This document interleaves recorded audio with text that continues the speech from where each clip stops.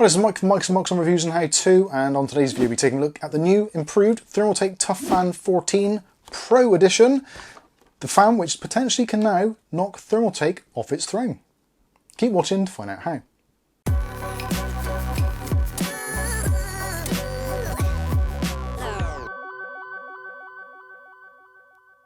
Okay, so in today's video we'll be taking a look at the new and improved Thermaltake Toughfan. This is the Toughfan 14 Pro Edition. It's got a few enhancements on it over the previous Toughfan 14, and if you're somebody who doesn't like RGB, surely there's something wrong with you, but this may be right up your street. So we're going to go through today, take a look at the packaging, take a look at the new and improved specifications, and also in the video I've actually, in terms of testing, I thought I'd do something a little bit more fun and actually got our Noctua D15 cooler and replaced the stock fans on that with a pair of these to see if these can actually finally knock Noctua off of their perch. And spoiler alert, is a very close call, but you'll have to wait till the end of the video to find out more. So starting off with the packaging, as you can see, this is the traditional Thermaltake packaging, and you can see Toughfan 14 Pro PC cooling fan, and it states some of the specifications on there which have been upgraded. So now we have 3.57mm H2O, which is an improvement previously. I think we had about 3mm previously, so there's an improvement on that. And also we have a maximum noise level, 31 dB, and the PWM range is now 500 to 2000 RPM. Now if you want to, you can actually use the included low noise adapters and actually reduce that down, so the maximum spinning speed is going to be 1500 RPM, which for some people you may find that slightly beneficial. And actually looking at a close-up of Thermaltake's expected kind of RPM improvements, anywhere up to about 3/4 of the way of the full RPM, that is where you get the real benefits from this, in that kind of mid-range section. So at the bottom end is basically the same as what they were previously, but due to the new enhanced blades, which they've widened, made them slightly broader, they can really trap in that air and create that static pressure which we're all looking for. Also at the same time, what they've done is increased the bearings as well. So they've got the new Generation 2 bearings in here, so it's a lot more sturdy. And if that wasn't enough, they're still using the LCP blades and frame, so that is the liquid crystal polymer. This gives it incredible rigidity and also reduces vibrations at the same time.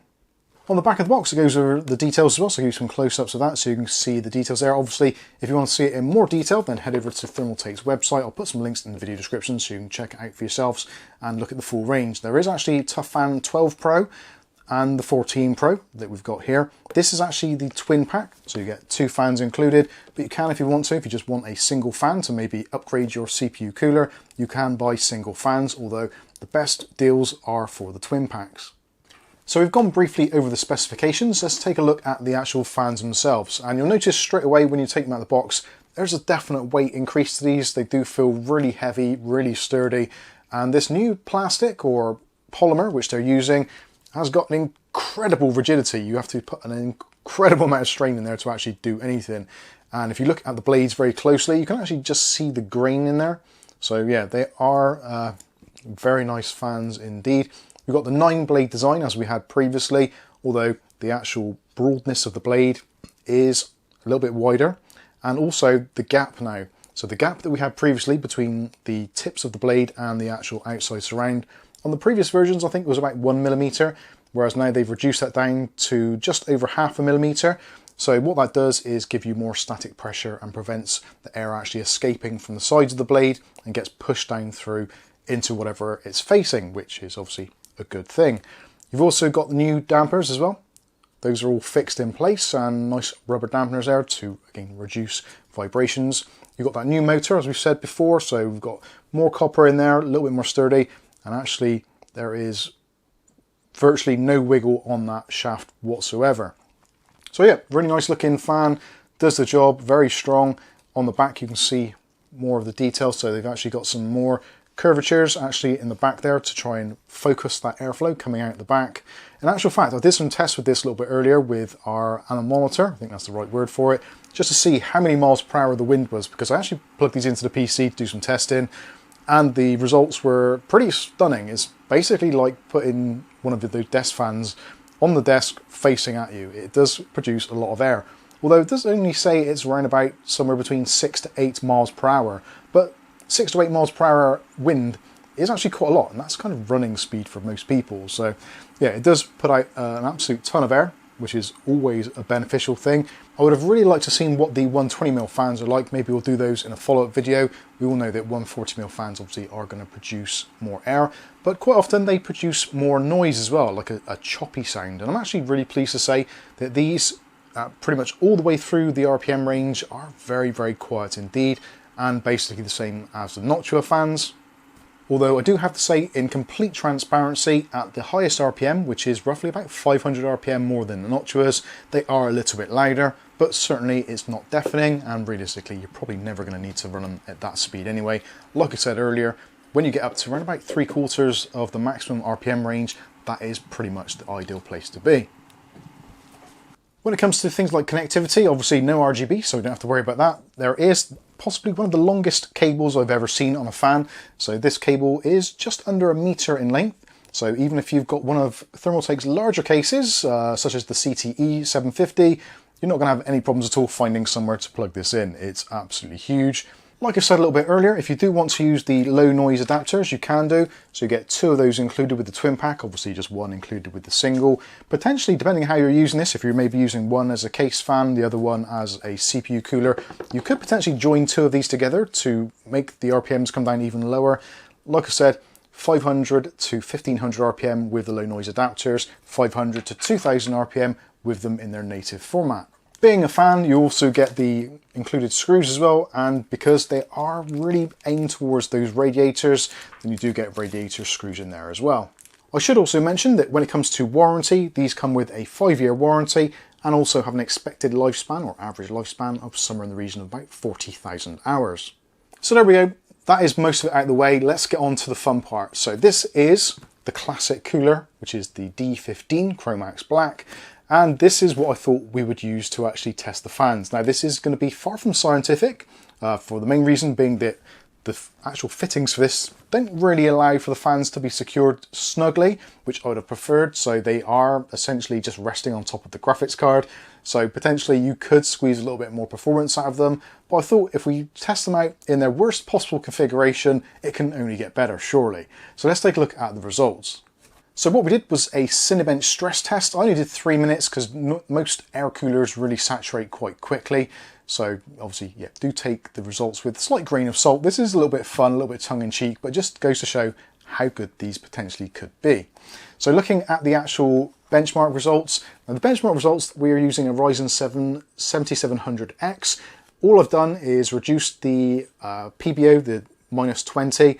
The limits are all as they should be out of the box, so the thermal limits, etc. are basically just going to run wild, which I thought again would be a really good test. I've not used the D15 on this processor in that configuration, so I was really interested to see how quickly it would thermal throttle. So let's take a look at the Cinebench results. As you can see, both of them basically identical, no real changes whatsoever, although it did ironically turn out to be 1 point less for the Thermaltake setup. So yep, we'll chalk that up as a win for Thermaltake, even though it is only 1 point, and it is well within the realm of run-to-run variables. So yeah, in this particular instance, it is a win, but yeah, a debatable one. And the fact that the fans were basically just sitting on top of the graphics card, as again, you're probably seeing from some crude B-roll I shot a little bit earlier, but we'll chalk this up as a win to begin with. So I thought it'd be fun to see what the actual lowest recorded temperatures would be. Now this is basically using the normal curve that I use, so it's 20% at 20 degrees, 40% at 40 degrees, 60 at 60, and then at 70 degrees Celsius we whack it up to 100% regardless. And actually I'm pleased to say that neither one of them got to that hot, and actually this one was a very, very small win again for the Thermaltake, which actually beat it by almost a single degree. So again, kind of within the realm of being almost identical, but it is a very, very slight win. And actually again, it does go to show that even the fact that these fans were very crudely just placed on top of my GPU facing in the direction of the cooler, actually still managed to get a tie at very least, and potentially with the right fittings could actually beat it. Now for another totally pointless chart, this is the maximum recorded temperatures. Now this is where we get to the point where with the new processors such as 13th and 12th gen, on the Intel side of things and AMD's AM5 platform, Basically, there isn't a cooler on the planet, as far as I know at the moment, which won't eventually allow the processor to get to 95 degrees Celsius or thereabouts, and then basically that is where it wants to sit. So this was, again, an exact dead tie. Again, potentially if we had the fans mounted properly with a nice secure fitting on there, keeping that air trapped inside, then we may have got a win for the Thermaltakes, but as it stands, it's an exact tie. Now, where things do get actually interesting, and there are some definite variables, is pricing. So if you're looking at the prices, I'll put the prices up on the graph now so you can see exactly what it is. Now, these prices were taken from scan.co.uk, which you can pick up both of these fans from if you wanted to, and at the day of recording, if we look at the prices there, so the single fan from Thermaltake, the 14 Pro, looking at £27.99. So it's actually £1 cheaper. That's a whole £1 cheaper. So you could potentially buy yourself a Mars bar. But where it does get interesting, if you buy a twin pack, you can pick up a twin pack for £39.99. Whereas if you were to buy two brand new fans for the Noctua, the D15, which is the A15 Chromax Black, you'd be looking at somewhere around about the £58 mark, so £57.98. So there is actually a considerable saving. So if you are planning on potentially sprucing up your D15 with fans, and maybe you can find some way of mounting them, or you just want to put a load of these fans in your case and want to save some money, then I think it's actually a really good way of doing it. If you had a whole bunch of these in your case and you're considering going down the Noctua route, then you could potentially save yourself a ton of money and also potentially get better performance. So there you go, there is a somewhat fun look at the new Thermaltake Toughfan 14 Pro.